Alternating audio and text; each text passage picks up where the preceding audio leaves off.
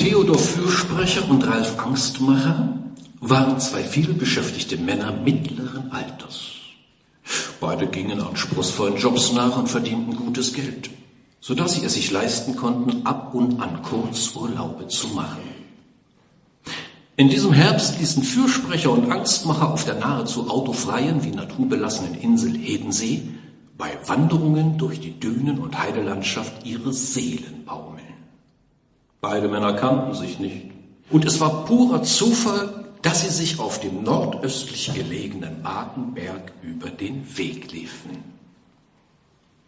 Fürsprecher und Angstmacher standen gut 5 Meter voneinander entfernt am Aussichtspunkt. Beide genossen den Weitblick über den Bodden bis hinüber nach Rügen einerseits und die freie Sicht bis zur Brandung der Ostsee andererseits. Ein idealer Ort für eine Rast, mochten sich beide Männer gedacht haben. Fürsprecher und Angstmacher setzten sich nacheinander und in angemessenem Abstand auf die Bank, die am Rand des rund 70 Meter über normal nur liegenden Aussichtspunktes stand. Es war Oktober, Nebensaison.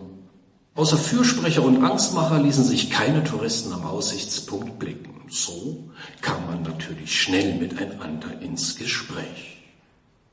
Sie tauschten auch Informationen darüber aus, wer wo zu welchen Konditionen Quartier bezogen hatte und von wo aus man mit der Fähre übergesetzt war. Letzteres sollte sich als Gesprächsstoff mit bemerkenswertem Potenzial herausstellen. »Bin vom Festland aus übergesetzt«, sagte Angstmacher. »Ah, Stralsund«, erwiderte Fürsprecher. »Nein, Schaprode«, korrigierte Angstmacher. Der Ort Schaprode lag jedoch nicht auf dem Festland, sondern auf Rügen. Schaprode, also der Ort liegt da drüben, stellte Fürsprecher fest und zeigte mit ausgestrecktem Finger auf die Nachbarinsel. Kein Festland, konstatierte er. Das sagen Sie.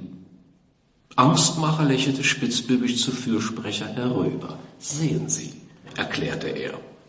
Für mich ist eine Insel nur dann eine Insel, wenn man sie ausschließlich mit dem Schiff erreichen kann. Sample complete. Ready to continue?